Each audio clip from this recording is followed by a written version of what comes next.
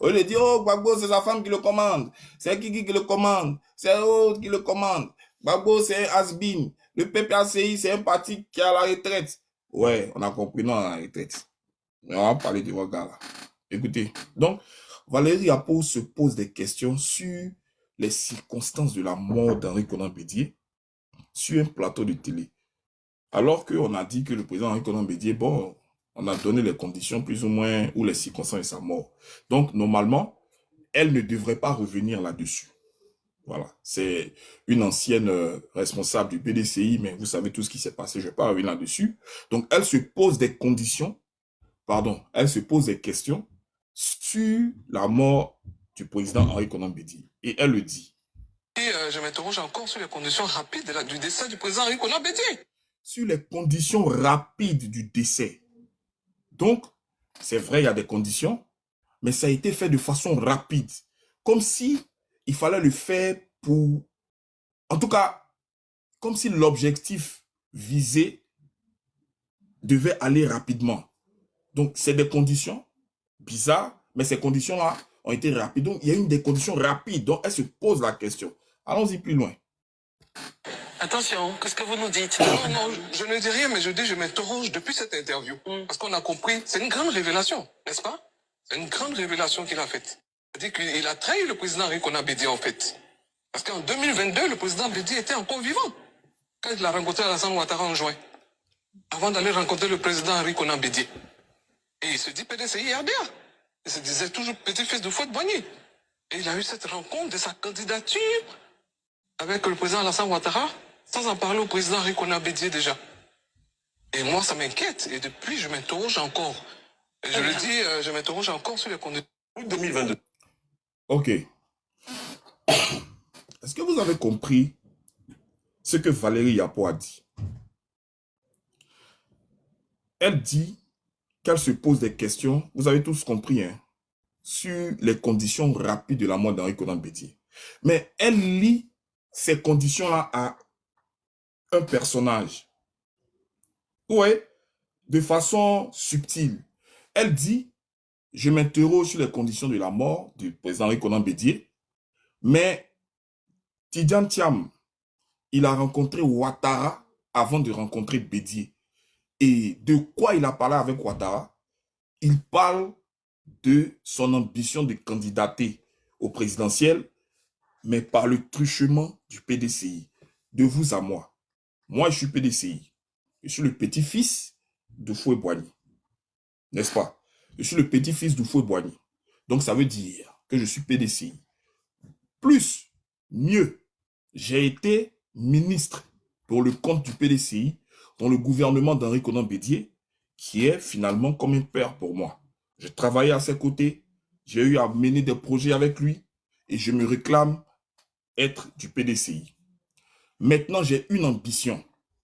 L'ambition, c'est que je veux aussi me présenter pour être candidat à l'élection présidentielle en Côte d'Ivoire. Mais de vous à moi, cette ambition-là, à qui je la soumets? Je soumets cette ambition-là à Bédié ou bien à Alassane Ouattara? Alassane Ouattara, on sait son parti, il est RHDP. Et en ce moment-là, en 2022, je crois, hein, Alassane Ouattara est en rupture de banc avec Henri Konan Bédié. Donc, il n'y a pas de lien. Il n'y a vraiment plus de collaboration. S'ils étaient encore dans le RHDP, j'aurais même pu expliquer le fait qu'il se soit d'abord adressé à Alassane Ouattara, quoique cela même, depuis 2018, oui, quoique cela même semblerait suspicieux. Mais Valérie Yapo, je vais la rejouer, elle a mis le doigt sur quelque chose d'important. Ce sont des choses dont on passe assez rapidement là-dessus, mais il faut se poser des questions pour que nous sachions véritablement. Les gars, tapotez le live, c'est pas une télé, les gars sont en train de me signaler. Hein. Donc, tapotez le live, s'il vous plaît, tapotez. Donc, les gars sont en train de se poser la question clairement de savoir dans quelles conditions le président Henri Konan Bédié, il a perdu la vie. Je vais rejouer la partie, puis on continue. Donc, il y aura une panoplie de vidéos qu'on va écouter. Donc, je vous joue cela. Et je m'interroge encore sur les conditions rapides du décès du président Henri Konan Bédié. Attention, qu'est-ce que vous nous dites là? Non, je ne dis rien, mais je m'interroge depuis cette interview. Parce qu'on a compris, c'est une grande révélation, n'est-ce pas? C'est une grande révélation qu'il a faite. C'est-à-dire qu'il a trahi le président Henri Konan Bédié, en fait. Parce qu'en 2022, le président Bédié était encore vivant. Il a trahi le président Henri Konan Bédié, en fait. Et elle va expliquer. Elle va expliquer. Quand il a rencontré Alassane Ouattara en juin, il a rencontré Alassane Ouattara.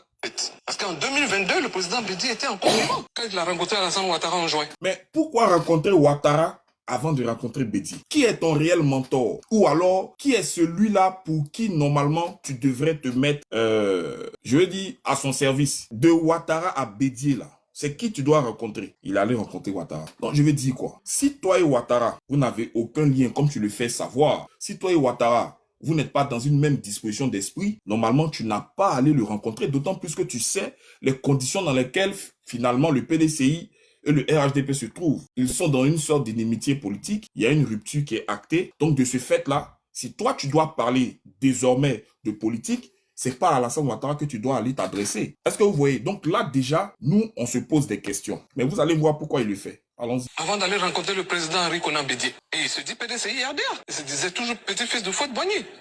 Et il a eu cette rencontre de sa candidature avec le président Alassane Ouattara, sans en parler au président Henri Konan Bédié déjà. Et moi, ça m'inquiète. Et depuis, je m'interroge encore. Et je le dis, je m'interroge encore sur les conditions. 2022. Je vous passe les détails. Je reviens, le président a insisté pour que je voulais aller d'abord saluer le président Bédié, qui avait été mon patron. Je voulais aller à Yamoussoukro, je voulais atterrir à Yamoussoukro. Ça m'a pas été autorisé. On dit qu'il fallait que j'atterrisse avec Jean-Grégoire, le président Ouattara, en premier. Ah bon? Oui. Vous étiez un avion privé, on a dit. Et puis, c'est un grand menteur. Il ment éhontément et de façon effrontée. Il ment. Un homme politique, il n'est pas obligé de mentir. Tu as décidé d'aller voir de ton propre chef Alassane Ouattara au détriment d'Henri Konan Bédié. Il faut l'assumer. Écoutez, il dit qu'on l'a forcé à aller rencontrer Alassane Ouattara avant Henri Konan Bédié. Mais c'est pas vrai. Qui te force à aller rencontrer Alassane Ouattara? Non, c'est d'une décision bien... C'est-à-dire que c'est toi-même qui as décidé. Donc, il faut l'assumer. Donc, en plus d'être un menteur, ce n'est pas un responsable. C'est-à-dire, ce sont des gens qui n'assument pas. Vous allez voir les séries de vidéos que je vais jouer. Vous allez voir à qui on a affaire. Et ce sont ces gens-là qu'on vient nous brandir comme étant des super intellectuels qui vont aider, qui vont sauver la Côte d'Ivoire. Non. Quelqu'un comme ça, il ne peut pas sauver quelque chose. Vous voyez? Continuons. Je voulais atterrir à Yamoussoukro. Ça va pas. 2022. Je vous passe les détails. Puis je m'interroge encore. Et je le dis, je m'interroge encore sur les conditions. 2022. Je vous passe les détails. Je reviens, le président a insisté pour que je voulais aller d'abord saluer le président Bédié, qui avait été mon patron. Je voulais aller à Yamoussoukro, je voulais atterrir à Yamoussoukro. Ça va pas. Je voulais aller d'abord saluer le président Henri Konan Bédié. Ça n'a pas été possible. Qu'est-ce qui n'a pas été possible? Regardez la raison qu'il donne. Et c'est une personne comme ça que vous voulez comparer à un acteur politique de la trame du président Laurent Gbagbo? Vous êtes sérieux? Un fiefé menteur qui n'assume pas ses faits et gestes? Allons-y. D'abord, 2022. Je vous passe les détails. Je reviens, le président a insisté pour que je voulais aller d'abord saluer le président Bédié, qui avait été mon patron. Je voulais aller à Yamoussoukro, je voulais atterrir à Yamoussoukro. Ça m'a pas été autorisé. On dit qu'il fallait que j'atterrisse avec Jean-Grégoire, le président Ouattara, en premier. Et puis, quand il ment là, vous allez voir, hein, quand il ment, il parle vite. Donc, on a du mal à comprendre ce qu'il veut dire. Parce que il ne veut pas que on s'attarde sur ses dires pour faire des vérifications. Donc, il ment et puis il passe rapidement là-dessus. Pourtant, il s'exprime d'une façon audible. Hein. Ouais, je veux dire que les mots sortent aisément. Donc, il peut prendre le temps d'expliquer tranquillement. Mais quand il arrive sur un sujet où il sait qu'il est en train de mentir, il bafouille le français, c'est-à-dire que il parle rapidement et puis on ne sait pas ce qu'il dit. Ça veut dire qu'il est en train de mentir. Parce que s'il dit là, c'est pas vrai. Comment est-ce qu'on peut t'interdire d'atterrir en Côte d'Ivoire pour aller voir Bédié? Qui te l'interdit? Tu n'as même pas, tu venais juste d'arriver. Tu ne constituais en aucun cas un problème, ni pour Ouattara, ni pour qui que ce soit. Ni que, toi la foule le camp de mon panel là, imbécile là, qui t'envoie ici.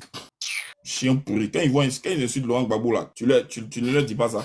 Donc, il dit qu'on l'a interdit. Non, on l'a interdit. C'est faux. C'est faux. Tu avais la latitude. Tu avais, c'est-à-dire, comment on appelle ça? L'autorisation d'atterrir, de venir voir qui tu veux, quand tu veux. C'est ça, en fait. Cela est parlant. Faut travailler dans les commentaires, s'il te plaît. Donc, on continue. Le président Bédié, qui avait été mon patron. Je voulais aller à Yamoussoukro, je voulais atterrir à Yamoussoukro. Ça m'a pas été autorisé. On dit qu'il fallait que j'atterrisse avec Jean-Grégoire, le président Ouattara, en premier.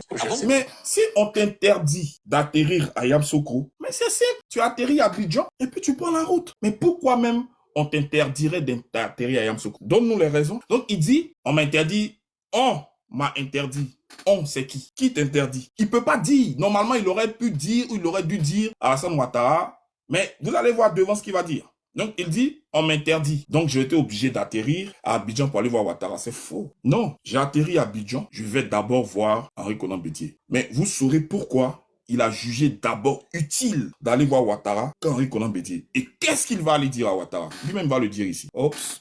Oui. Vous étiez un avion privé, on a dit de ne pas atterrir. Avant de partir, on a soumis un plan de vol qui a été rejeté. On n'a pas eu l'autorisation d'atterrir à Yamoussoukro. Mais est-ce que c'est le président qui... C'est le président, c'est écrit, ce sont les textes, c'est le président de la République qui donne les autorisations d'atterrissage de jet privé en Côte d'Ivoire. Moi, j'ai découvert. Les gars, je vous en prie, faisons cette recherche-là ensemble. Les autorisations d'atterrissage de jets privés sont du seul ressort d'Alassane Ouattara. Pardonnez. Vérifiez-moi. Vérifiez-moi. Les autorisations d'atterrissage de jets privés en Côte d'Ivoire. Vérifiez-moi. Pour obtenir des autorisations d'atterrissage de jets privés en Côte d'Ivoire, vous devez passer par les autorités aéronautiques locales comme l'ANAC, gérer des demandes de vols spéciaux et obtenir des autorisations de vol en tenant compte des aéroports disponibles comme Abidjan, Yamoussoukro, San Pedro. Des frais applicables souvent via un agent d'assistance en escale, donc un handling, pour coordonner les permis nécessaires et le service aéroportuaire. Qui décerne les autorisations d'atterrissage des jets privés? D'après ce que je viens de lire, dites-moi, qui décerne les permis? Allez-y sur Simple Jets, vous allez voir. Qui décerne? Allez-y même sur le site de l'autorisation nationale de l'aviation civile, donc l'ANAC. Ça est dessus. Il y a eu même une décision portant... vraiment... Donc, en fait, c'est l'ANAC qui décerne l'autorisation d'atterrissage des jets privés sur les aéroports disponibles. Donc, vous voyez comment c'est un menteur. Moi, je vous l'ai dit, je vais m'asseoir sur... Vous n'êtes pas prêt de ce qu'il est en train de préparer. Ça là, on est en train de... C'est la genèse. Parce que c'est là qu'il vient... C'est là qu'il vient officiellement. Mais regardez son entrée déjà. Je reviens. Je vous ai dit que quand il ment, et j'ai remarqué ça dans ses interviews, quand il ment, il bafouille. Il parle, on n'entend pas. J'ai suivi plein de ces interviews. Là où il y avait des zones d'ombre, il passe rapidement. Il dit, par exemple, j'étais leader de Friday 55. Tu vois, je n'entends plus. Il dit, mais qu'est-ce qu'il raconte? Parce qu'il est en train de mentir. Parce que quand tu vas à la vérification, à la source, c'est pas vrai. Je reviens. Pour vous dire à qui vous avez affaire. Le président Ouattara en premier. J'ai accepté. Oui. On dit qu'il fallait que j'atterrisse à Abidjan. Je voulais voir le président Ouattara en premier. Oui. Vous étiez un avion privé, on a dit de ne pas atterrir. Avant de partir. Donc, le journaliste est étonné. Il dit, mais attends, frère, tu es en avion privé et puis on t'interdit d'atterrir parce que le journaliste, pour lui, dans son entendement, si tu viens en Côte d'Ivoire pour parler de politique, mais surtout d'ambition, celui chez qui tu dois te confier ou chez lui à qui tu dois d'abord prendre langue, celui à qui tu dois soumettre ton projet, c'est bien évidemment Henri Konan Bédié. Donc, quand il dit au gars que je n'ai pas pu atterrir à Yamoussoukro pour aller voir Bédié, on me l'a interdit. Le gars, il est choqué. Le journaliste est choqué. Il dit, ah bon, on te l'a interdit? Et il va poser la question. J'atterrisse à Abidjan, je voulais voir le président Ouattara a été autorisé. On dit qu'il fallait que j'atterrisse à Abidjan, je voulais voir le président Ouattara en premier. Vous étiez un avion privé, on a dit de ne pas atterrir. Avant de partir, on a soumis un plan de vol qui a été rejeté. On n'a pas eu l'autorisation d'atterrir à Yamoussoukro. Mais est-ce que c'est le président? C'est le président. Oui, il parle rapidement parce qu'il ne veut pas qu'on sache réellement la vérité. Il dit, normalement, les partis, on m'a interdit. Mais qui t'interdit? Qui? Il continue. C'est écrit, ce sont les textes. C'est le président de la République qui donne les... Il dit, c'est écrit, ce sont les textes. C'est le président de la République qui donne les ordres d'atterrissage. Attendez, il va lui laisser parler. Pas j'ai trop intéressé. C'est le président. Vous étiez un avion privé, on a dit de ne pas atterrir. Avant de partir, on a soumis un plan de vol qui a été rejeté. On n'a pas eu l'autorisation d'atterrir à Yamoussoukro. Mais est-ce que c'est le président. C'est écrit, ce sont les textes. C'est le président de la République qui donne les autorisations d'atterrissage de jet privé en Côte d'Ivoire. Moi, j'ai découvert ça à l'occasion. J'aurais aussi pu dire, j'allais faire ma recherche et savoir ça. Non, je ne savais pas ça. Bon. Vous voyez comment il ment. Article 5 de la réglementation de l'atterrissage des avions privés. Ministère des Transports, Autorité nationale de l'aviation civile de Côte d'Ivoire. Je l'ai devant moi. Abidjan le 8 juillet 2015. Décision numéro 002 ANAC portant amendement numéro machin. Qu'est-ce que dit l'article 5? La demande pour une autorisation de survol privé ou d'atterrissage doit parvenir à l'ANAC au moins 4 jours avant le survol et ou atterrissage. C'est l'ANAC qui décerne l'autorisation. Est-ce que vous avez compris? Okay.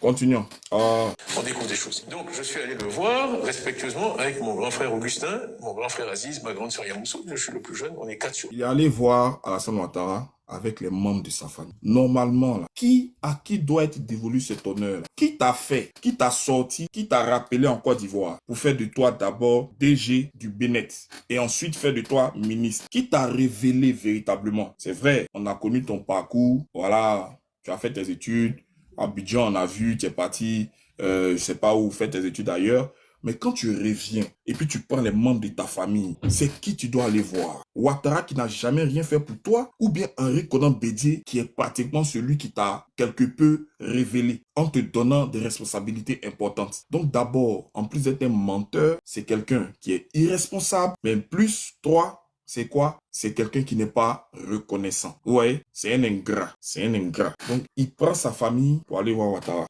Toute la famille Thiam, il nous a reçus très gentiment, lui-même et sa femme. J'avais beaucoup réfléchi à cet entretien. Donc on a échangé des amabilités. Et ensuite, je lui ai dit, Monsieur le Président, est-ce que je peux avoir un tête-à-tête avec vous?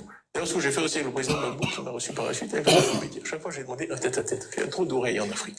Donc, et voici ce que je lui ai dit. Toi, tu vas avec ta famille. Tu ne vas avec personne d'autre que les membres de ta famille. Avec qui tu es censé, c'est ta famille.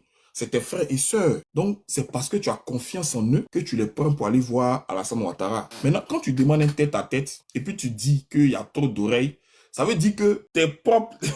Non, lui là, c'est un maudit. Hein. Ça veut dire que les propres membres de ta famille, là, tu les considères comme étant des mouchards, comme des gens qui ne sont pas dignes de confiance. Ça veut dire que tu doutes de leur probité, tu doutes de leur sincérité. Ça veut dire toi, ta propre famille, tu doutes d'eux. Donc pourquoi tu es allé avec eux? Si tu voulais parler en tête-à-tête avec Ouattara, tu pouvais y aller seul, frère. Donc tu ne peux pas dire que les murs ont des oreilles alors que tu es venu avec uniquement les membres de ta famille. Donc ce n'est pas quelqu'un je veux dire, qui a du sentiment ou qui a des sentiments. C'est comme un être humain qui est vide émotionnellement. Moi, j'aurais appris, moi je ne rentre pas dans ces considérations-là, mais il faut en tenir compte quelquefois. J'aurais appris et j'ai vérifié que lors du décès d'un de ses frères, il n'a pas daigné se rendre aux obsèques de ce frère-là. Ça dit, il n'y a pas plus grand malheur que la perte d'un être cher. Et vu son statut ou le niveau qu'il occupe, je sais pas moi, normalement, il aurait pu honorer la dépouille de son frère. Il aurait dû se rendre solidaire, mais ce sont des gens qui, sentimentalement, ne sont pas impliqués. Il va avec sa famille et puis il dit les murs ont des oreilles. Tout ça, ça compte. Donc, tête-à-tête avec vous. D'ailleurs, ce que j'ai fait aussi avec le président Gbagbo, qui m'a reçu par la suite, avec le président Bédié. Chaque fois, j'ai demandé un tête-à-tête. Il y a trop d'oreilles en Afrique. Donc, et voici ce que je lui ai dit. Je lui ai dit, moi j'ai des ambitions, je reviens en Côte d'Ivoire avec des ambitions pour faire de la politique, peut-être un jour. Je lui ai dit, Monsieur le Président, moi j'ai des ambitions, je reviens en Côte d'Ivoire pour faire la politique. C'est à Draman, toi, tu as dit ça. C'est à Alassane Ouattara, toi, tu vas soumettre ton ambition politique. Mais si c'est à lui que tu soumets ton ambition politique, c'est parce que tu estimes que non seulement il est dans la vision que tu souhaites être, et tu estimes qu'il est à mieux de pouvoir t'aider dans ton projet. Ça veut dire quoi? Ça veut dire que vous êtes dans le même camp, vous faites partie du même sérail. Parce que tu n'as pas daigné soumettre cette ambition-là à celui qui légitimement et légalement devait être le premier à être sollicité pour cela. Tu as mis Bédié de côté et c'est à Ouattara que tu vas aller faire part de ton ambition de faire la politique. Mais c'est pas, c'est ton vieux père. C'est pas, vous êtes ensemble. C'est pour ça qu'on dit que tu n'es pas différent de lui. Parce que une ambition de cette ampleur, normalement, tu dois confier cette ambition-là à ton mentor, à celui en qui tu as confiance, en celui en qui tu penses qu'il peut t'aider à pouvoir atteindre cette ambition-là. Donc, toi, si tu te tournes vers Alassane Ouattara, c'est parce que c'est en lui que tu te reconnais. C'est pas en reconnaissant, donc tu es un usurpateur. En fait, il ne vient que se servir du PDCI comme d'une monture. C'est pour ça que je dis que le PDCI, là, c'est un parti sans âme, c'est un parti qui est vide. C'est un parti qui est frêle, c'est un parti qui n'est pas ambitieux. Voici quelqu'un qui a quitté la Côte d'Ivoire pendant plus de 25 ans. Il vient vous arracher le parti dans votre main, sans qu'il ne vous donne, sans qu'il n'ait fait preuve de sa sincérité politique envers le parti, sans même qu'il n'ait participé à la vie du parti durant des années. Est-ce que c'est aujourd'hui que le PDCI existe? Donc, il va s'adresser en réalité à celui à qui il se reconnaît, mais juste parce que ils ont les mêmes parrains. C'est tout. En fait, il est allé dealer en termes politiques. Il est allé faire un arrangement. Il est allé expliquer. Il est allé faire des compromis. En fait, c'est ça. C'est le vrai point qui est là. C'est ça. Et c'est là que tout commence. C'est là que tout commence. On va faire une série comme ça d'expositions. Non, il est à Crédit Suisse. Non, c'est Tidjane. On va casser tout ça. je rejoue. Je pense que je peux avoir un tête-à-tête avec. D'ailleurs, ce que j'ai fait aussi avec le président Gbagbo, qui m'a reçu par la suite avec le président Bédier. Chaque fois, j'ai demandé un tête-à-tête. Il y a trop d'oreilles en Afrique. Quand il fait ça, il veut s'aimer en fait le flou. Ouais, non? Pour dire qu'en fait, il avait juste initié une série de rencontres. Mais demandez-lui, est-ce que les sujets ou les thèmes abordés avec les autres présidents étaient les mêmes que ceux abordés avec Ouattara? Il ne pourra pas vous le dire. Voilà. Et il sait pourquoi il commence par Ouattara. Alors que normalement, il aurait dû commencer par Bédier. Allons-y. Moi, j'ai demandé un tête-à-tête. Il y a trop d'oreilles en Afrique. Et voici ce que je lui ai dit. Je lui ai dit, moi j'ai des ambitions, je reviens en Côte d'Ivoire avec des ambitions pour faire de la politique. Peut-être un jour être candidat à la présidence. Mais là, on est dans le 3e mandat, on a vu ce qui s'est passé en 2020. J'ai besoin de connaître vos intentions. Il me sera difficile d'être candidat si vous êtes de nouveau candidat.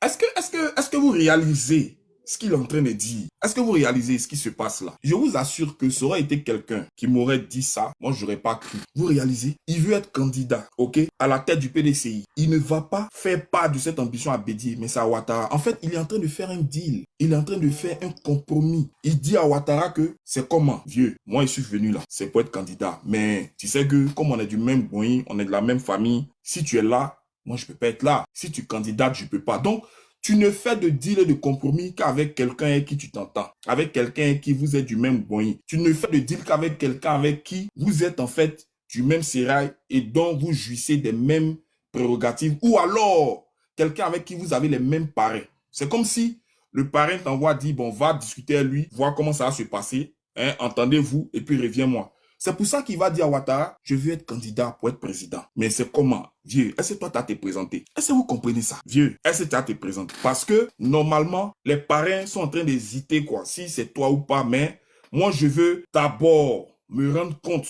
Je veux d'abord savoir si tu vas te présenter. C'est qui demande la permission à un candidat ou à un président s'il veut être président? Qui le fait? Posez-moi la question. Qui le fait? Donc, vous voyez que, en fait, sa priorité ou sa préoccupation n'est pas le PDCI. Il n'a pas priorisé le PDCI. Dans son projet, il devait s'entendre avec Alassane Ouattara. Après l'affaire du PDCI, il allait s'en charger. Lui, ce qu'il importe là, c'est d'abord de caler son deal avec Ouattara, qui est à la vérité son mentor dans le fait qu'ils sont ensemble et qu'ils ont les mêmes affinités et les mêmes parrains. C'est pour ça qu'il va parler de deal avec Ouattara. Pourquoi il ne parle pas de Serge Bédier? Il ne peut pas parler de deal avec Bédier parce que Bédier était résolument dans une forme de rupture et Bédier entendait utiliser le PDCI à d'autres fins. Bédier l'a dit, je regrette, je prends ma route et je vais rentrer maintenant dans l'arène pour combattre. Donc, il ne peut pas aller dire à Bédier que donne-moi le PDCI parce que Bédier ne va pas lui donner le PDCI. Mais il peut le dire à Ouattara pour que Ouattara l'aide dans son ambition de devenir président. Tout est dit, tout est dit. Tout ce qui est autour, c'est du maquillage. Vous avez compris? Je lui ai dit, moi j'ai des ambitions, je reviens en Côte d'Ivoire avec des ambitions pour faire de la politique. Peut-être un jour être candidat à la présidence. Mais là, on est dans le 3e mandat, on a vu ce qui s'est passé en 2020. J'ai besoin de connaître vos intentions. Il me sera difficile d'être candidat si vous êtes de nouveau candidat. Donc il m'a regardé dans les yeux, il m'a dit, bon, parce que moi j'ai fini, ce 3e mandat c'est accepté, je ne serai pas candidat. Il vous dit qu'il a fini, il ne sera pas candidat. Je maintiens. Je ne serai pas candidat, donc ça veut dire que ça vous ouvre la porte. Voilà. Mais d'où vient? Vous avez compris? Vous avez compris? Est-ce que vous avez compris? En fait, Draman lui dit, selon les dires de Tidantiam, je ne serai pas candidat. Et le journaliste dit, ah, donc si Ouattara n'est pas candidat, toi, ça t'ouvre la porte. Il dit oui. Donc, ça veut dire qu'en fait, il est celui-là qui, dans l'entendement de l'alternance à la tête de la Côte d'Ivoire prévu par les Occidentaux, c'est lui qui doit remplacer Ouattara. C'est pour ça qu'il dit, tant que tu es là, je peux pas. Alors que normalement, quand tu as des ambitions nobles de candidater ou de devenir président, peu importe celui qui est là, tu te jettes dans l'arène. Parce qu'à la vérité, les partis politiques, mais combattent pour pouvoir conquérir le pouvoir d'État. Ils ne demandent pas la permission avant d'être candidat. Quand tu demandes la permission, ça veut dire que celui à qui tu demandes la permission là, c'est lui qui est au-dessus de toi. Donc, c'est lui qui te gère à la vérité. C'est ton vieux père. C'est-à-dire que vous êtes de connivence, vous êtes dans le même sérail, vous êtes dans le même objectif. Tu vois? Ça choque le journaliste. Les yeux, il m'a dit, bon, parce que moi j'ai fini, ce 3e mandat c'est accepté, je ne serai pas candidat. Il vous dit qu'il a fini, il ne sera pas candidat. Je maintiens. Je ne serai pas candidat, donc ça veut dire que ça vous ouvre la porte. Voilà. Mais d'où vient-il alors qu'on dise que non, vous aviez Ça, promis? je ne suis, c'est eux qui le répètent. J'ai dit, il me sera difficile d'être candidat si vous êtes candidat, et donc je veux savoir s'il m'avait dit à cette époque-là, mais tout aurait été différent. Et malheureusement, il y a dans les affaires policières, il y a des témoins contemporains. Parce que... Donc, vous voyez que Tidan Thiam, il est pire qu'Alassane Ouattara, en vérité. Il veut être candidat, mais pour être candidat, il ne va pas créer un parti politique. Non, il y a un parti politique qui existe déjà. Donc, il va dire à son vieux père Ouattara, le vieux, je vais être candidat, mais est-ce que toi, tu vas te présenter? Ouattara lui dit, non, je ne vais pas me présenter. Donc, ça veut dire que je te laisse la latitude de te présenter, donc d'être le futur président. Mais comment tu vas t'arranger? Il a son plan. Il va récupérer la tête du PDCI. C'est là où Valérie Yapo vient faire le lien avec la mort d'Henri Konan Bédié. Voici ce qu'elle dit. Je m'interroge encore sur les conditions rapides du décès du président Henri Konan Bédié. Attention, qu'est-ce que vous nous dites là? Non, je ne dis rien, mais je m'interroge depuis cette interview. Parce qu'on a compris, c'est une grande révélation, n'est-ce pas? C'est une grande révélation qu'il a faite. C'est-à-dire qu'il a trahi le président Henri Konan Bédié en fait. Ok, je m'interroge sur la mort. Il a trahi le président Henri Konan Bédié parce que de Henri Konan Bédié à Alassane Ouattara, celui avec qui il devait traiter d'une question de candidature, si toutefois cette candidature-là sera éventuelle, c'est bien Henri Konan Bédié. Mais il le fait avec Ouattara et il dit même sur la future question de la présidentielle. Vous voyez qui il est? Jean-Marc Bête là, fou le camp de mon panel, imbécile. Tu m'as déjà vu dire un mot de baoulé ici, chien pourri. Moi j'ai des parents baoulés, moi ma grand-mère baoulée, imbécile. Donc voici comment est-ce que ce parvenu, cet arriviste là, je vous ai prouvé que c'est un menteur par le fait qu'ils disent que c'est Ouattara qui donne l'autorisation au jet privé d'atterrir. Je vous ai prouvé que c'est un menteur. Ça, c'est un. Je vous ai prouvé que c'est un ingrat. Bédié qui l'a révélé clairement. Parce qu'avant d'aller te faire vendre ailleurs, il a fallu quelqu'un pour t'aider à faire tes classes. Bédié t'a donné l'opportunité de gérer la direction de Bénet, de t'illustrer. T'a donné le ministère du plan et du développement. C'est-à-dire, il a mis les clés en griffe du développement de la Côte d'Ivoire entre tes mains. Une façon pour toi de te faire la main, mais surtout d'obtenir une certaine stature, un certain coffre. Donc c'est Bédié qui est ton père à la vérité. Maintenant, quand toi tu fais ton entrée sur la scène politique, c'est là que le monsieur disparaît. C'est pour ça que Valérie Yapo, elle pose la question. Donc voyez, ce que je suis en train de faire, on appelle ça une analyse objective, symptomatique. Je regarde les faits, je laisse les faits parler et puis je fais un commentaire qui se colle aux faits. De tout ce que j'ai dit ici, je n'ai rien inventé. De tout ce que j'ai dit, j'ai laissé les gens dire eux-mêmes leurs ambitions. J'ai laissé les gens définir ce qu'ils entendent faire réellement. Donc, quand vous avez écouté de lui-même sa propre bouche le fait qu'il veut être candidat, est-ce que c'est parce qu'il veut le bien de la Côte d'Ivoire? Non, c'est simplement parce qu'il est en mission. Donc, il est obligé de demander la permission à celui qui était en mission avant lui. C'est tout, c'est tout. Dans le deal, Draman n'est pas censé remplir pour un quatrième mandat. Il doit passer le flambeau. Mais à qui? Mais à un des valets locaux de la France. Ok? Et donc, ils s'entendent en quelque sorte. Qu'est-ce qu'il lui reste à faire? Il lui reste à récupérer la tête d'un parti politique pour pouvoir mener à bien son objectif de prendre la tête de la Côte d'Ivoire. Donc, il faut qu'il prenne la tête du PDCI. C'est pour ça que Valérie Yapo dit « Je m'interroge sur les conditions rapides de la mort d'Henri Konan Bédié. » Parce que juste après le décès du président Henri Konan Bédié, c'est bizarre que celui qui avait un objectif très clair d'être candidat dans de diriger la Côte d'Ivoire, c'est à celui-là directement que le PDCI est échu. C'est lui qui directement prend la tête du PDCI. Ça dit, il vient d'arriver, Bédié meurt, en même temps on lui donne. Donc, je vais dire, rien qu'à l'analyse des faits, et surtout par le fait que lui-même, il parle de ses ambitions, et de cette façon-là, vous avez fini de comprendre à qui on a affaire. C'est de cela que nous sommes en train de parler. Donc, c'est un fiefé menteur, un irresponsable, quelqu'un qui n'a pas le cran, qui n'a pas le courage de s'assumer, quelqu'un qui a la facilité de se dédier, c'est-à-dire qu'il peut dire quelque chose, et puis le lendemain, mais d'une façon très, je ne sais pas, il peut faire comme si ce n'est pas lui. Vous allez voir, il s'est réjoui de la marche du 9 août. Mais quelques jours après, il dit qu'il y a eu des violences, que lui, il n'est pas dans les violences. Alors qu'il a félicité. Je vais vous montrer encore. Donc, voici comment moi, j'entends communiquer. Ouais, voilà. Maintenant, il peut y avoir quelques dérapages, et c'est ce qui est normal. Nous sommes des humains, mais il faut dire les choses comme elles sont. C'est de la même façon qu'on nous a vendu Ouattara. Mais nous n'avons pas pris soin de faire attention. Vous avez compris? Nous n'avons pas pris soin de faire attention. Donc, j'attire l'attention des Ivoiriens sur qui on a affaire. Qui est-ce que le PDCI nous ramène cette fois? Je suis en train d'ouvrir les consciences et les intelligences des uns et des autres pour que chacun puisse en toute liberté décider de ce qu'il va faire. Vous comprenez? Si on nous avait expliqué le bien fondé de ce pourquoi véritablement Ouattara était emmené en Côte d'Ivoire, je pense qu'on aurait fait attention. Donc, le même scénario est en train de se réjouir. Je ne sais pas si vous comprenez. Et c'est comme ça que les choses se sont passées. Nous avons laissé faire et aujourd'hui, nous n'avons que nos yeux pour pleurer et nous n'avons que les prisons pour nous faire enfermer. Donc, il est très important que nous posions le débat. Il est très important que nous essayions véritablement d'attirer l'attention à partir des faits pour que chacun se fasse sa propre. Vous comprenez ce que je veux dire? D'accord, on va continuer. Si les Tiamis ou PDCI ou que sais-je encore veulent répondre, c'est sur ces faits-là qu'ils doivent nous répondre. Au lieu de dire, Babo a fait ci, Babo a mangé chien hier, Babo c'est comme si... Oh, c'est pas ça. Excusez, hein. Non, excusez. Écoutez ça. Nous avons 7 jours pour libérer la Côte d'Ivoire. Nous avons 7 jours pour libérer la Côte d'Ivoire.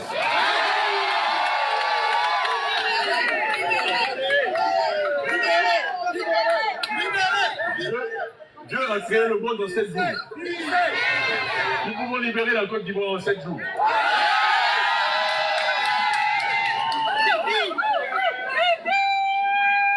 Ok. Il dit, ça c'était lors de la marche à Paris, je crois, c'était la date du quand même déjà.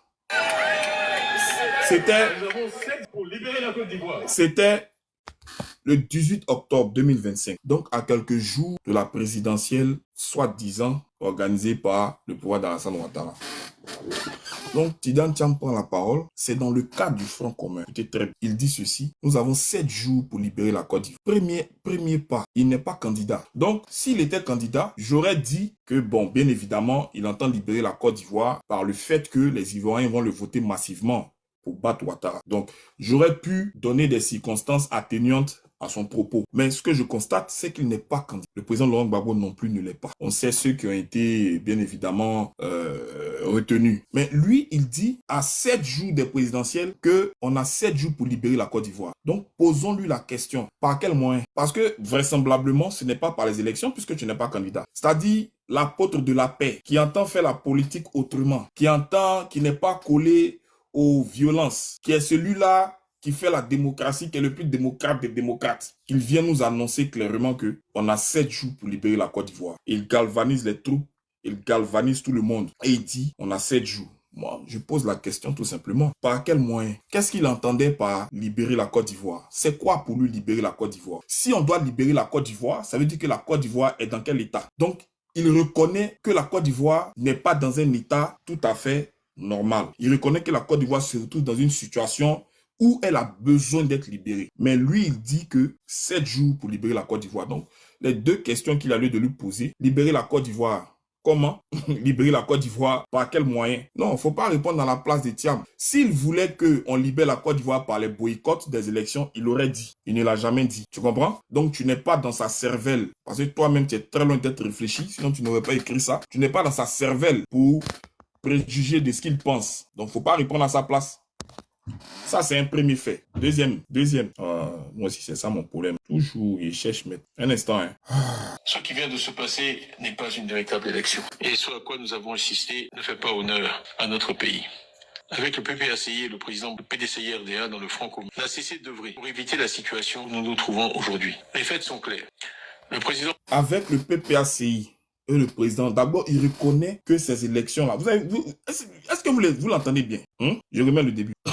Ce qui vient de se passer n'est pas une véritable élection. Ce qui vient de se passer n'est pas quoi? N'est pas une véritable élection. Donc, ça veut dire n'est pas une élection tout court. Vous comprenez? Donc, ça veut dire que tout ce qui découle de cette prétendue élection est frappé du sceau de l'illégalité et du sceau de l'illégitimité. Donc, ça veut dire que le pouvoir de Ouattara n'est pas un pouvoir selon ce que la loi demande, puisque cette élection-là de Ouattara n'émane pas d'une véritable élection. Donc, il ne reconnaît pas le 4e mandat. Ce n'est pas parce qu'il ne le dit pas ouvertement, mais il le dit indirectement. Ce qui vient de se passer n'est pas une véritable élection. Donc, c'est une mascarade qui vient de se passer. Donc, tout ce qui découle de ces élections-là n'est pas légal du point de vue du droit. C'est Thiam qui parle comme ça, hein? Ok? On en vient. Et ce à quoi nous avons insisté ne fait pas honneur à notre pays. Avec le PPACI et le président Gbagbo, le PDCI-RDA dans le front commun n'a cessé d'œuvrer pour éviter la situation où nous nous trouvons aujourd'hui. Deuxième aveu détail. Avec le PPACI et le président Laurent Gbagbo, le président Laurent Gbagbo qui dit-on est celui-là qui aime la violence. Le président Laurent Gbagbo qui dit-on, est celui-là qui est un grand bagarreur. Le président Laurent Gbagbo qui dit-on est celui-là qui dirige un parti de violence. Mais Thiam ici, il dit du président Laurent Gbagbo que lui, avec le PPACI, donc le PDCI avec le PPACI, avec le président Laurent Gbagbo, il pouvait dire simplement lui, donc le PDCI avec le PPACI. Non, il ajoute avec le président Laurent Gbagbo, comme pour dire qu'à la vérité, lui et moi, nous avons œuvré ensemble. Mais tu ne peux pas œuvrer avec quelqu'un qui fait la bagarre, avec quelqu'un qui est manifestement du côté de la violence. C'est que toi-même tu es quoi? Parce que après ça, je vais vous faire écouter le discours à la soi-disant nation qu'il a faite, où il a lancé la pique au PPACI pour dire que lui, il n'est pas dans la violence, il ne marche pas dans les trucs, alors qu'il est en train de confier ici en modo vision que lui, avec le président Laurent Gbagbo, ils ont travaillé à ce que ces conditions-là ne se passent pas, après avoir reconnu que ce n'est pas une véritable élection. Donc, tu reconnais que ce n'est pas une véritable élection, tu reconnais que tout ce qui s'est passé n'est pas juste, mais alors comment se fait-il que tu es prêt à te fondre dans cette mascarade? Qu'il nous explique. Vous voyez que j'essaie d'être vraiment réaliste. Je ne suis pas là en train d'inventer des choses. Je ne suis pas là pour insulter, dire des trucs non, je ne suis pas là pour le faire. Je suis en train de montrer l'incohérence d'un personnage qui veut se faire passer pour une poche de moralité et pour une poche de sensibilité. Non, je vous montre en fait une personne qui n'est même pas versatile, mais une personne qui est fourre, telle que Ouattara l'a été. Nous faisons croire à ce tout début que c'était un démocrate, que c'était quelqu'un qui était véritablement là pour régler les problèmes de la Côte d'Ivoire, et que c'était un adepte de la démocratie, et que lui prône la liberté d'expression. C'est exactement le même pédigré que celui-là dont je suis en train de jouer les vidéos. C'est pour ça que je nous interpelle, pour vous dire que lui, il fera pire qu'Alassane Ouattara. Mais qui nous l'envoie? Qui nous l'envoie sur un plateau? Qui nous le présente? C'est le même PDCI. C'est-à-dire, non content de nous avoir envoyé Alassane Ouattara, il nous envoie un autre affabulateur, un autre usurpateur. Donc, pendant qu'il est dans ses plans, dans ses machinations, dans ses calculs mesquins, bêtes et bizarres, il y a un vrai Ivoirien qui se bat pour que la Côte d'Ivoire soit réellement libérée et que les enfants de la Côte d'Ivoire puissent retrouver les dits. Donc, comment est-ce que on peut faire une comparaison entre celui dont je parle et puis Laurent Gbagbo? Vous comprenez pourquoi je dis qu'en fait, taper ce gars-là, donc cet arrivé, cet usurpateur, je vais parler de Thiam, mais ce n'est pas oublier le RDR, puisque ces deux profils, comme le frère le dit, identiques. Ils ont les mêmes dessins. Je vais vous rejouer la vidéo où il est allé voir Ouattara et où il lui dit clairement, après la mort de Bédié, que j'entends gérer le PDCI sous tes conseils, en m'appuyant sur ta sagesse. C'est de Bédié à Ouattara. Qui doit bénéficier de la sagesse de qui tu dois bénéficier en tant que fils du PDCI? Est-ce que vous comprenez un peu? Quand il finit de faire le deal, il finit de faire, selon lui, le deal avec Ouattara pour dire, comme tu n'as pas te planter et me présenter, donc tu m'aides à prendre le PDCI, il prend le PDCI, il retourne pour dire, maintenant que j'ai le PDCI, c'est toi qui vas m'aider à gérer le PDCI. Il le dit ouvertement. Je vais jouer la vidéo tout à l'heure. Je n'invente absolument rien. Il dit encore que toi et moi, nous avons la même vision. En fait, ce n'est pas le mot vision. C'est une façon de maquiller les choses. Il dit simplement que toi et moi, on est du même boing. On pense pareil. Mais regardez comment Ouattara gère la Côte d'Ivoire. Est-ce qu'on peut dire à Ouattara qu'on a la même vision, sachant clairement ce que fait Ouattara à la Côte d'Ivoire? Et c'est celui-là qu'on nous présente comme celui qui va nous guérir de tous nos maux. Vous avez écouté la vidéo? Le président Laurent Gbagbo qui traite de bagarreurs. Le président Laurent Gbagbo qui traite de va en guerre. Le président Laurent Gbagbo qui traite de tous les noms. Regardez comment il parle du président Laurent Gbagbo pour dire que c'est main dans la main avec lui que nous avons travaillé à vraiment empêcher que ces élections, qui n'en sont pas une, parce qu'il le dit, ce n'est pas une véritable élection, ce n'est pas une élection du tout. Est-ce que vous voyez qui en a affaire? J'ai une série comme ça, on va parler de ça. Attends, je vois ça fait combien de temps je parle déjà même. Je ne vais pas dépasser certaines minutes là. Ok. Mathieu, je vais te passer la parole. Tu es là? Est-ce que Mathieu est là? Oui, je suis là. Ouais, je suis là. Vas-y, peut-être. Soyez salués, je suis là. En fait, tu vois l'interview, en fait, ça dit tout. C'est-à-dire que, en fait... Parle un peu à côté de ton portable, je t'entends faiblement. Tu m'entends pas? Tu m'entends pas? Ouais, là c'est mieux. Vas-y. Ok. Donc, je disais, en fait, l'interview, en fait, si on peut dire, l'entretien qu'il a eu avec Ouattara, en fait, ça dit tout. Tout est dedans. Tout est dedans. C'est-à-dire que si tu as loupé ça, en fait, tu as tout loupé. Parce que, en fait, c'est quoi le souci? On lui dit, en fait, c'est toi qui vas remplacer Ouattara. Voilà. Les faiseurs, là, lui disent, voilà, c'est toi, tu es... En fait, c'est le plan B, en fait. C'est le plan B. Donc, on lui dit, va voir avec le gars, là. Sachant bien que il peut même pas parler devant Bédier. C'est un bébé, il peut pas parler devant Bédier. Dans le PDCI, quand le président Bédier est là. Parce qu'il n'a pas les attributs, tu vois. Le président Bédier est président du PDCI. Mais, en fait, c'est un chef en pays baoulé. C'est pas du jeu. Oh, lui, là, c'est quelqu'un qu'on a, je vais dire comme ça, c'est un neveu, mais c'est quelqu'un qu'on a pris comme ça. Tu comprends? Donc, lui, voulant être président, les Macron, là, lui disent, va voir avec ton gars, là. Puis, ils ont les mêmes sponsors.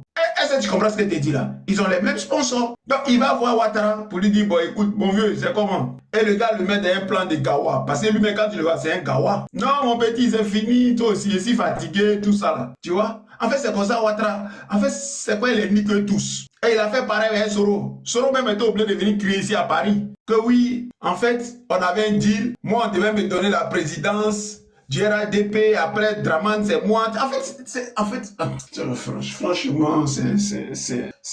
Commenter cette médiocrité-là, franchement, j'espère qu'un jour, on va quitter dans ça. Et puis, on va parler parce que ça fait mal. Ça fait mal. Voilà.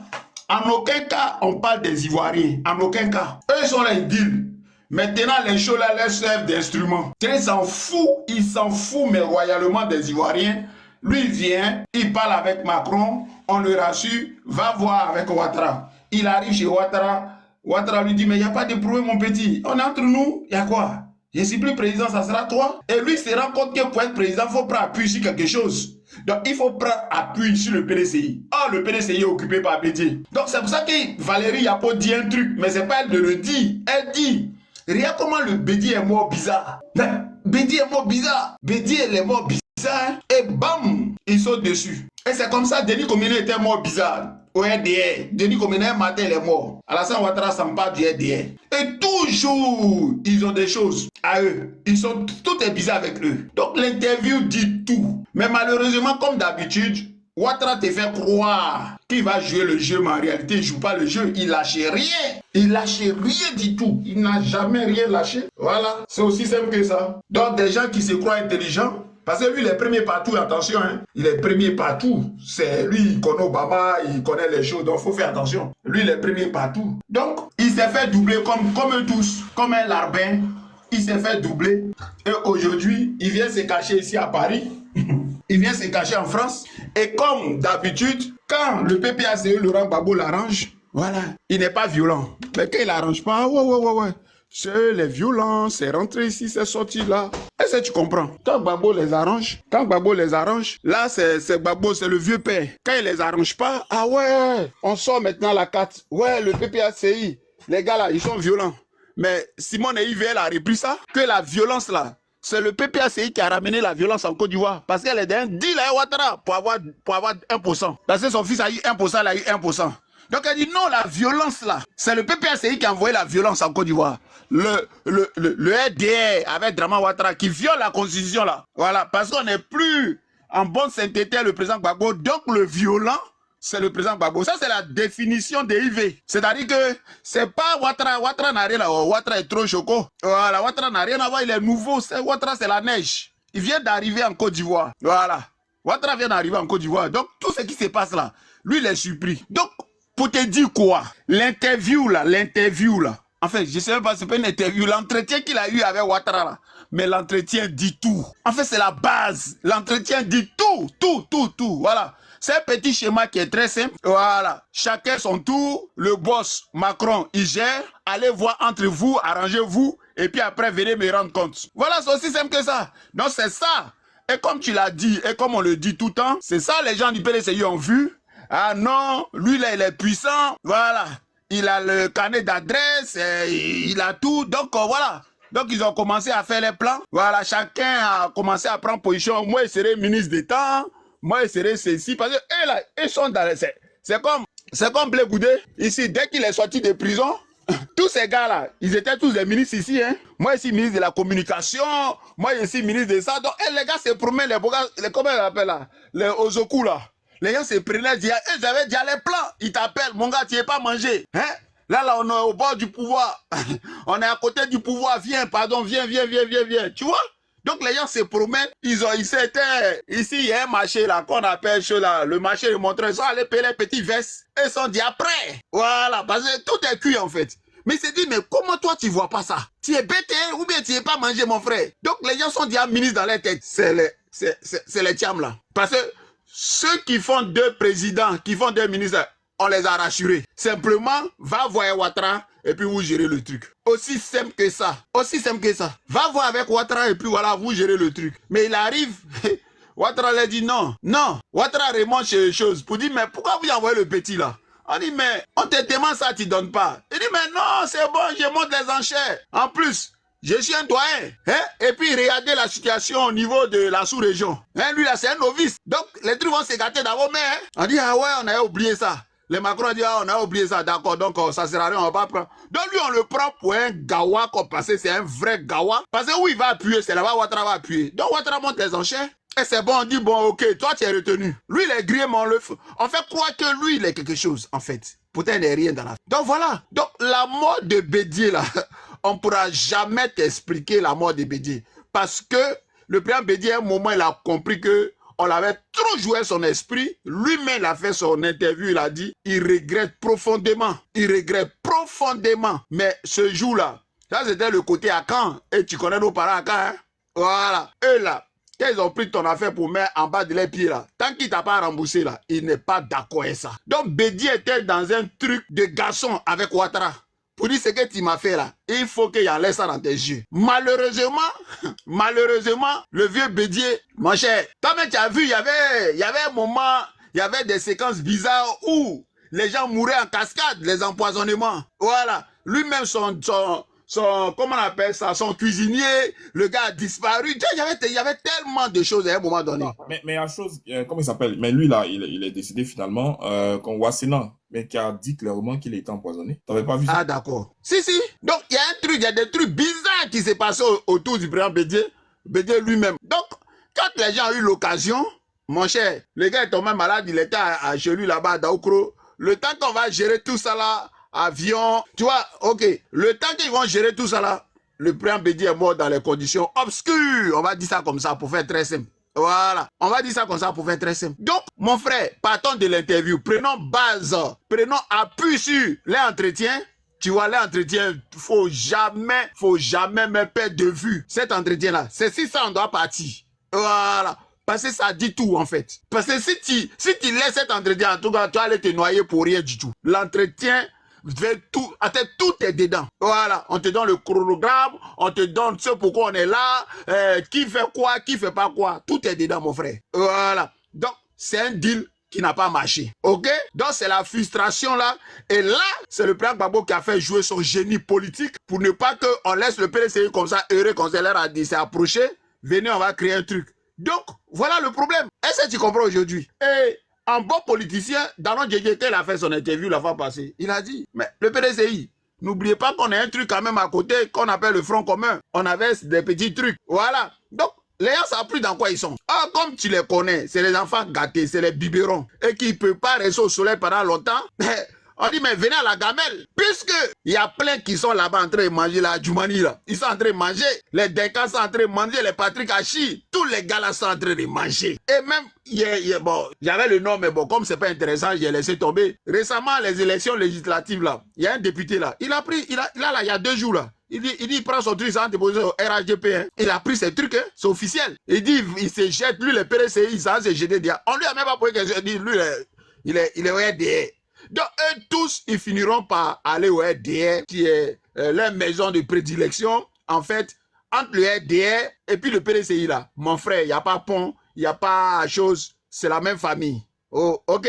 La preuve en est que le RDR même là, sort du PDCI, c'est les frustrés du PDCI là. Donc, c'est la même maison. Donc, mon gars, si n'est pas en train de manger, et puis moi, il est là à côté, sous le soleil pour souffrir, aller parler de PPACI, on n'a qu'à venir faire marche. Et ils ne sont pas près de ça. Hein? Voilà. Donc, on s'approche un peu. Et c'est dans un peu là.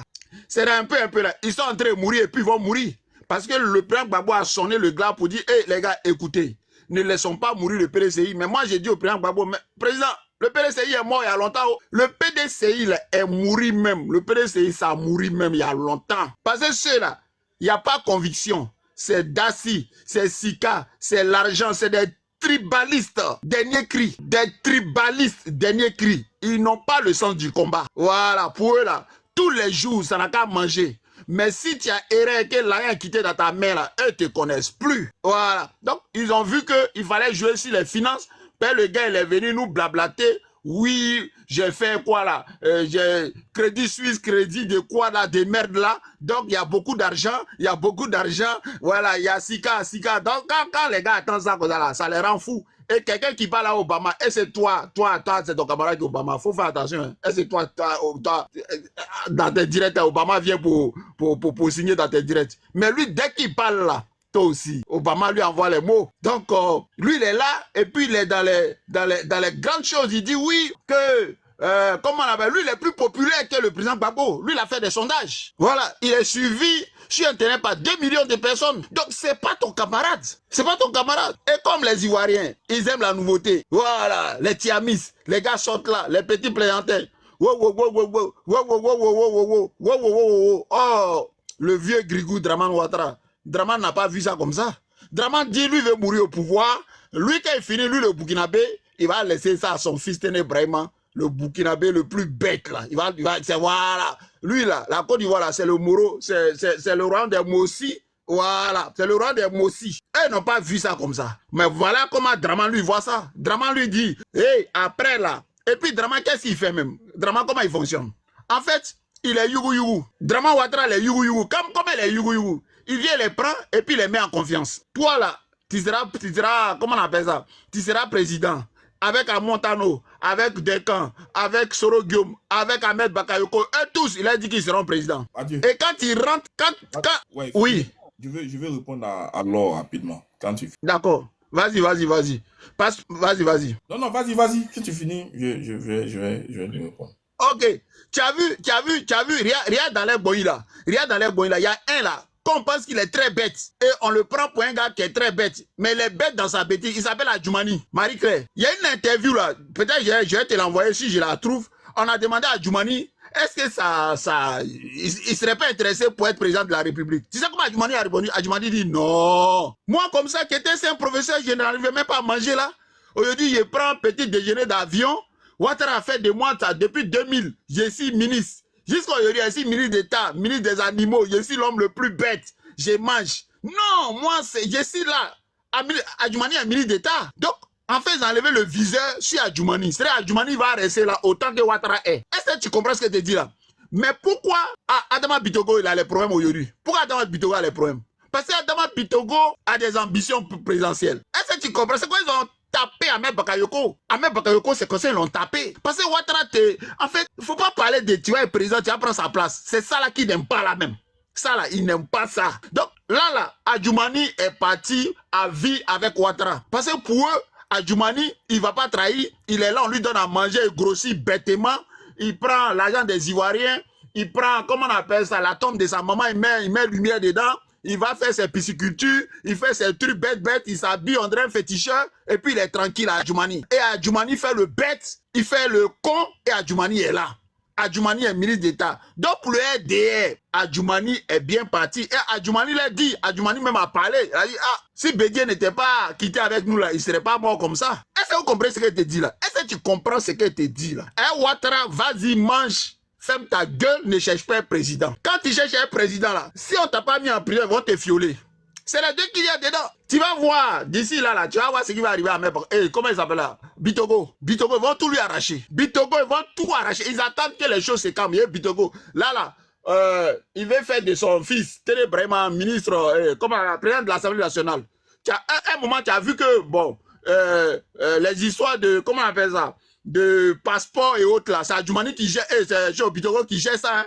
Ils ont commencé à fouiller dedans. Est-ce que tu comprends ce que je te dis là? Parce que tout simplement, Bitogo est venu se promener en France avec la présidente de l'Assemblée nationale en France. Il a commencé à prendre ses petites attaches et il a même dit, lui il a un plan, hein.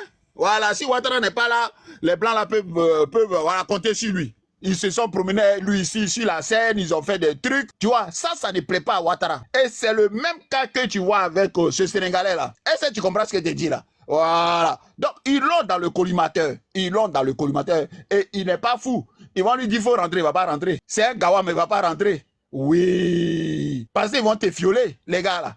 Et ça m'amuse pas, ils vont te fioler. Et demander à M. Bakayoko, pourquoi Soro Guillaume lui-même, Soro Guillaume, il connaît ces gars, pourquoi Soro Guillaume les fuit? Mais Soro Guillaume dit qu'il n'a rien fait. Qu'il a dit non, moi je n'ai pas rejoint le RHDP. C'est simplement qu'il n'y a pas. On dit non, viens, le tabouret là, tu libères le tabouret, tu libères le tabouret. Bon, il a libéré le tabouret, mais Soro a fait quoi? Soro a dit ouais que voilà, lui va faire asseoir le vieux et puis il va lui donner un conseil. Bon, peut-être si on le prend sur le plan africain, c'est un peu fort. Mais on peut demander pardon, Soro n'a pas tué Ouattara. Mais pourquoi Soro rentre pas? Soro peut demander pardon, il va rentrer, c'est son vieux mort, non? Mais il n'a pas qu'à. S'il rentre là, c'est qu'ils vont lui faire là. Toi, tu as vu son avion qui est en l'air là, non? Toi, tu as vu l'avion de Soro qui est en l'air là, non? Tu as vu comment ça s'est passé? Il n'a pas qu'à. Père, les gars là, c'est des rancuniers, c'est des tueurs, c'est des démons. Drama Ouattara, c'était un démon. Drama, c'est un démon. Et les gens là, ils n'ont jamais compris ça. Drama était un démon. Mais simplement que le président Gbagbo, c'est un oint de Dieu. Ce n'est pas les volontés, les fétiches, les gris-gris, ils font là. Non, c'est le président Gbagbo est choisi pour une mission précise. Et on va y arriver. Voilà, on va y arriver parce que cette mission-là, elle va s'accomplir. Ils n'ont peur de personne. Ceux-là, ils n'ont peur de personne. Tous ces démons-là, ils n'ont peur. C'est du président Gbagbo, ils ont peur. Sinon, ils n'ont peur de personne. C'est moi qui te parle. Ils n'effraient. Que ce soit Yves, que ce soit Blé Goudé, tous les bandes là. Les gens s'en foutent d'eux. Les gens ont peur de Gbagbo Laurent. Voilà. Parce qu'ils ne rentrent pas dans les bassesses là. Les bassesses, ils ne rentrent pas dedans. Toi, tu veux être président de la République. Et celui-là qui est ton truc là, c'est à lui tu vas dire bonjour monsieur Mosi Draman, moi le Sénégalais là, est-ce que je peux prendre ta place? Mais on est dans quel monde? C'est où tu as vu ça? C'est-à-dire que le gars il te découvre ou bien tu viens un peu on te voit et puis tu dis non, moi je vais être parce que je dois prendre ta place. Parce que j'estime que voilà, peut-être tu as fait ce que tu as fait, mais voilà, il y a une nouvelle, il y a un nouveau truc qu'on doit apporter. Toi, faut partir. Mais lui il va pour dire bonjour monsieur le Mossi. Bonjour, monsieur le Burkinabé. Bon, moi, le Sénégalais, là, je vais prendre ta place. Parce que papa Macron dit que tu es fatigué, il faut qu'il prenne ta place. Bon, ah bon? Bon, ok, il n'y a pas de problème, je ne ferai pas. Voilà ça dans quoi ils sont. Donc, les gars, là, c'est des plaisantins et il y a toujours des gens. Et c'est qu'on dit, là, les gens n'ont qu'à enregistrer. Les gens n'ont qu'à enregistrer. Parce que dans 3 mois, dans 6 mois, dans 1 an, dans 2 ans, dans 10 ans, ils vont venir. Ah, mais tout le monde va dire ce qu'on est en train de dire, là. On dit, ben nous on a dit ça il y a longtemps. Mais pourquoi vous n'avez pas vu ça hier? Pourquoi nous on voyait ça et puis vous n'avez pas vu ça? Parce que le truc ça pend. C'est là comme ça, gros comme ça. Faut voir les choses. Comment, quand ils se sont vus chez Drama Ouattara d'après lui. Mais tout a été dit là. C'est un deal là. C'est un deal. Le deal n'a pas marché. Pousse-toi un peu. Laisse-moi la place. Non, je te laisse pas. Pourquoi je dois te laisser? Voilà.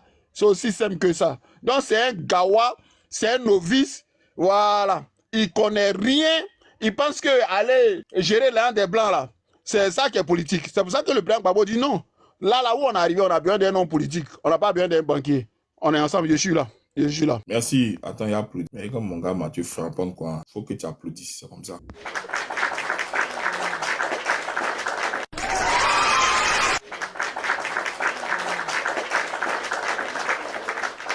Mathieu, merci, c'est propre. Il n'y a rien à... Merci beaucoup. Merci pour le frapponnage. Merci pour ces vérités réelles, crues. Mais combien de fois vraies? Il y a Laure qui posait une question. Voilà. Aïlé, bonne arrivée, hein, frangin.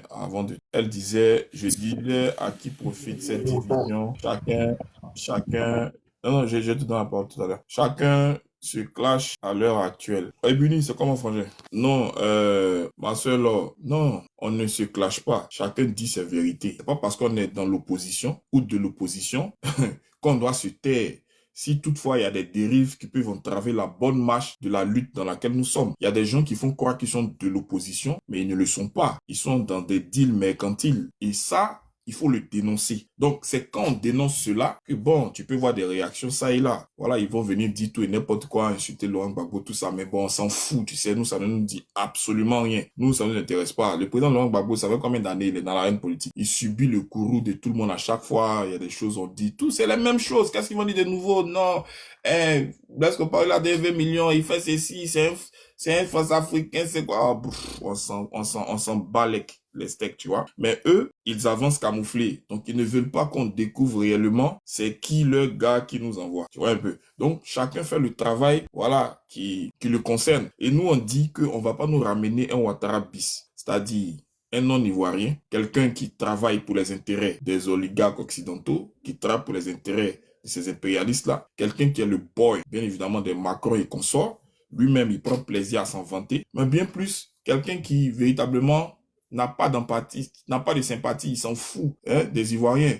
Et qui nous ramène ce genre de personnes à chaque fois, c'est le PDCI. Et le PDCI va prendre un gars de cette trempe-là, c'est-à-dire quelqu'un qui est trempé même dans le capitalisme de façon, je parlais de ça, il faut qu'on parle du capitalisme, il faut qu'on parle du capitalisme, il faut qu'on dise ce que c'est, il faut qu'on monte, tu vois. Donc, c'est ça le Front commun, c'est sur une base, je le disais, revendicationnelle. C'est-à-dire que on a des revendications qui vont dans le même sens. On veut juste qu'il y ait des conditions équitables et transparentes pour aller aux élections. C'est tout. Ce n'est pas une base idéologique. Le Front commun n'est pas une base idéologique, n'est pas une base où on doit fédérer pour travailler sur un quelconque projet de société ou un programme de gouvernement. Rien du tout. Il y a que chaque parti d'opposition a besoin que la clarté, la transparence se fasse dans le processus électoral pour que chacun ait la chance de pouvoir conquérir le pouvoir d'État. Donc, sur cette base-là, on peut au moins dire les mêmes choses. C'est clair. Sinon, on n'est pas dans une alliance pour travailler à inverser Ouattara.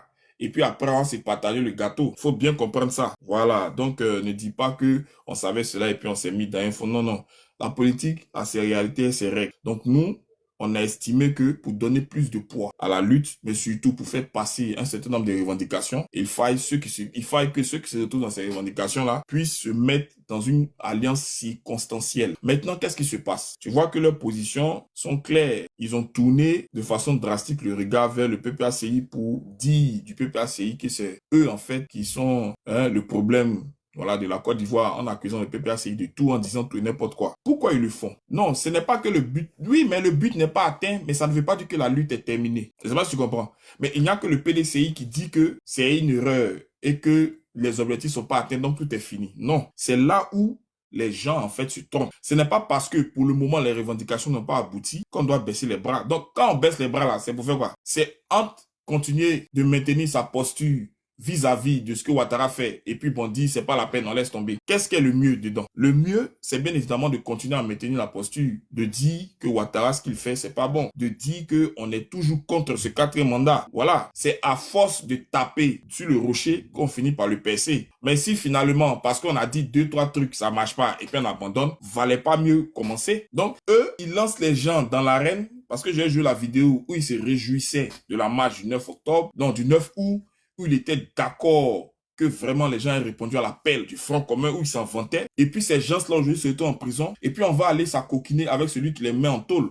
Je dis, il n'y a pas de cohésion ou bien de cohérence. Voilà. Et c'est ce que nous disons simplement. Donc, faut pas que on se trompe d'adversaire. Voilà. L'adversaire nominal, on le connaît, c'est Ouattara. Mais Ouattara a un prolongement qui est le PDCI. Et si Ouattara est là, c'est parce qu'il y a eu PDCI. Et le PDCI veut récidiver en nous ramenant un gars pire qu'Alassane Ouattara. Parce que Sam, il ne fera pas mieux. Il est dans la même logique. Il est dans le même canevas. Donc, on n'est pas en train de se taper là-dessus parce qu'on veut faire plaisir au RDR. Ce n'est nullement ça le but de ce que nous sommes en train de faire. Nous, on est en train de faire, un travail de fond. Juste pour dénoncer et dire des choses qui sont cachées, en fait. Les gens savent pourquoi ils sont allés, par exemple, aux législatives. Ils sont libres d'y aller. Mais faire croire que la politique de la chaise vide, c'est du n'importe quoi, ce n'est pas une question de politique de la chaise vide. On est dans une situation très difficile. Est-ce qu'il faut s'acoquiner avec cette situation-là? Est-ce qu'il faut s'accommoder de cela?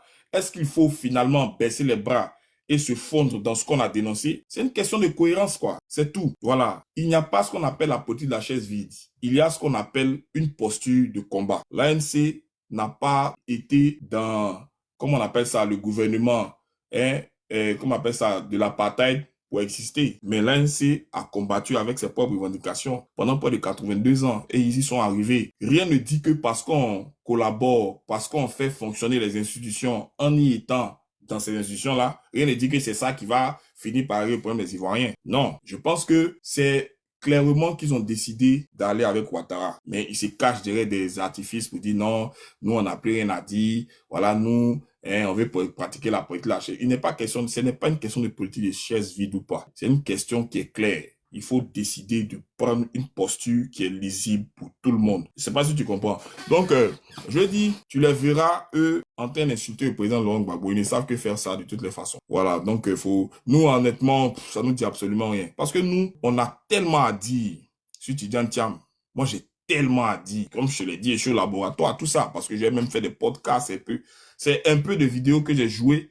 Mais tu vois que juste une vidéo pour l'analyser et la décortiquer, mais tu vois que ça fait même office d'un panel tellement il y a à redire sur l'individu. Et c'est ce que les gens ne veulent pas qu'on fasse en fait. Donc, ne prends pas ça comme genre une guéguerre intestine entre les partis d'opposition pour donner ou faire la part belle au RDS. C'est ce qu'il veut faire croire. Il veut faire croire que non, nous, voilà, on a laissé Ouattara pour s'occuper de non. Il y a que Ouattara et le PDCI, c'est bonnet, blanc, blanc, bonnet. Donc, on chicote Ouattara là. C'est comme si, au début, on pensait que ce n'était pas nécessaire de le faire pour le PDCI, mais on a compris qu'ils sont pires. Parce que là, il y a des tractations, on aura des surprises dans ces jours-là. Je pense que les gens vont comprendre véritablement notre posture. Donc, nous, ce qu'on fait, on le fait avec une grande part de vérité. Voilà, donc c'était juste pour te répondre sur ce fait-là. Donc, ne te fatigue pas pour dire non, on est en train de faire la part belle au RDR.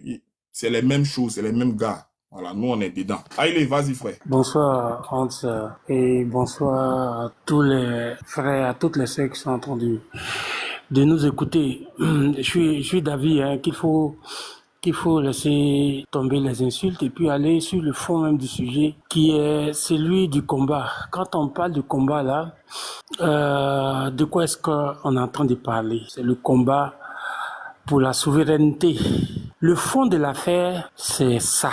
C'est le combat pour la souveraineté. J'ai envie même de dire que tout ce qu'il y a eu, tu l'as dit, les écarts et autres qu'il y a eu des langages, bon, ça peut arriver dans les humains et tout ça. Mais revenons-en au-delà, à ce dont il s'agit aujourd'hui.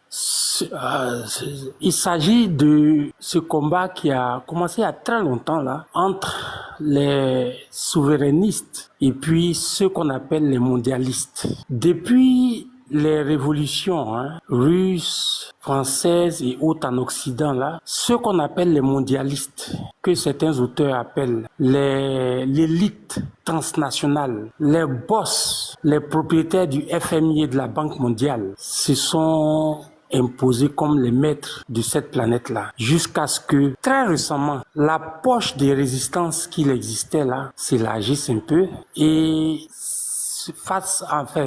émerge comme les BRICS qu'on voit aujourd'hui. C'est la poche des résistances qui est là. Parallèlement, les Africains, parallèlement à ce qui s'est passé en Occident, les Africains n'ont pas baissé les bras. Tout c'est beaucoup plus de la gauche communiste dans le temps, d'accord, du RDA. Et on va pas refaire l'histoire en ce qui concerne les premiers présidents africains qui, pour la plupart, étaient de cette tendance-là jusqu'à ce qu'il y ait scission entre eux. Il y a eu le groupe de Monrovia et le groupe de Casablanca. Le groupe de Casablanca s'est penché beaucoup plus vers les mondialistes parce que ils pensaient que c'est ceux-là qui avaient l'avantage du terrain, étant donné que la Russie, l'URSS venait de sortir de la Deuxième Guerre mondiale avec la France et tout cela. Les États-Unis, qui n'avaient pas été particulièrement impactés par cette la Deuxième Guerre mondiale là, a profité pour s'imposer et a tenté d'imposer son hégémonie sur toute la terre, ce qu'a refusé l'URSS dans le temps. C'est le même combat là qui continue jusqu'à aujourd'hui. Quand Thiam est arrivé à la tête du PDCI, je l'ai bien écouté. Et j'ai dit, bon, quand je me fie à ce qu'il dit là, ça a l'air intéressant. Il semble vouloir dire qu'il va utiliser les moyens du capitalisme pour nous obtenir notre souveraineté. Mais j'ai dit aux amis PDCI, il dit, c'est la raison pour laquelle il ne peut pas gagner. Il ne peut pas être soutenu par ces mêmes mondialistes-là. Et je pense que c'est Mathieu, le frère qui est en haut là, a dit, ben, quand ça arrive à ce point-là, les gens ils vont marchander. Et c'est lui qui a les moyens de l'État, va dire, voilà ce que moi je propose. Toi, tu proposes quoi? Tu veux, comme l'affaire Lin Kuan Yew, utiliser les moyens du souverain des mondialistes pour leur fausser compagnie à un moment donné, comme tu es en train de dire, tactiquement, tu perds. Parce que tout son discours tournant autour de tactiques. Un peu comme vous fouillez à un moment donné à essayer de faire, et puis ça lui a échappé. Hein. Pour les échapper à ces gars-là, mais ils vont pas te laisser faire. Eux, ils te voient comme un pion sur l'échiquier. C'est tout. Donc je leur ai dit, je ne fais pas le juger, mais par rapport à ce qu'il dit là, il rêve trop grand pour nous. Et en face là, les gens vont miser gros et ils vont gagner. Donc lui, ils vont même pas le laisser progresser un peu. On a parié. Je l'ai dit à Kwasi, Jonathan et tout. Kwasi, non. Jonathan et tous les autres là. Je leur ai dit. Bon, après, ils s'en sont rendus compte. Comme on a mis le gars de côté. Il a dit, je vous ai dit qu'on le mettrait de côté. Entre-temps, en Côte d'Ivoire, et ça, j'aimerais te dire à toi et aux autres, tout le combat qui a été mené depuis le multipartisme jusqu'en 2010 là a fait que. C'est pourquoi je voudrais dire que, bon, peut-être tu l'as dit, tu as dit PDCI, tu n'as pas parlé d'une région particulière. Mais beaucoup d'Ivoiriens, même ceux qui sont de la zone géographique qui était traditionnellement influencés par le PDCI, se sont imbibés de cet esprit de souverainisme-là. Ça, je peux le dire. Donc, le report de voix de 2010, là, c'est des chimères. Ça n'a pas eu lieu. Les gens ont voté massivement Gbagbo dans toutes ces régions-là. Pourquoi? Parce que les gens avaient soif de liberté. Ce qui s'est passé à Yamoussoukro dernièrement, c'était pas un petit truc spontané, bête, enfin. Non, hein. Non, c'est vrai qu'il y a des petits relents, comment on peut dire ça, traditionnels dedans, les gens écoutent un peu leur chef de file, etc. Mais cette jeunesse qui s'est relevée à Yamoussoukro et ailleurs, là, elle me fait penser à quoi? Elle me fait dire que, et je reviens à ce que tu disais la dernière fois, je pense, je voulais monter, mais j'avais affaire, donc je ne suis pas monté. Si le PDCI essaie d'aller fusionner avec le RDR, le PDCI se casse en 2 ou en 3. C'est moi qui te dis ça aujourd'hui. Donc, tu te fatigues pourquoi? Hans, ne te fatigue pas. Et j'ai dit ça à De Winton, j'ai dit ça à qui je veux. J'ai dit, ils n'ont qu'à essayer d'aller faire fusion. Ah, nous autres, là, on va prendre nos calebasses, on va recueillir, on va sortir nos nouvelles listes ou bien. On va engranger de nouveau. Et beaucoup ont déjà commencé à réagir. Hein. Beaucoup ont déjà commencé à réagir. Ils disent, oui, ils ont... Quand je leur demande, mais vous avez... Ils disent, oui, ils ont entendu parler de ça, mais calme-toi. Ça ne va pas arriver. Il dit, tel que les choses vont là, vous êtes sûr que... Il dit, si ça va là-bas, ça va, c'est... Vous, la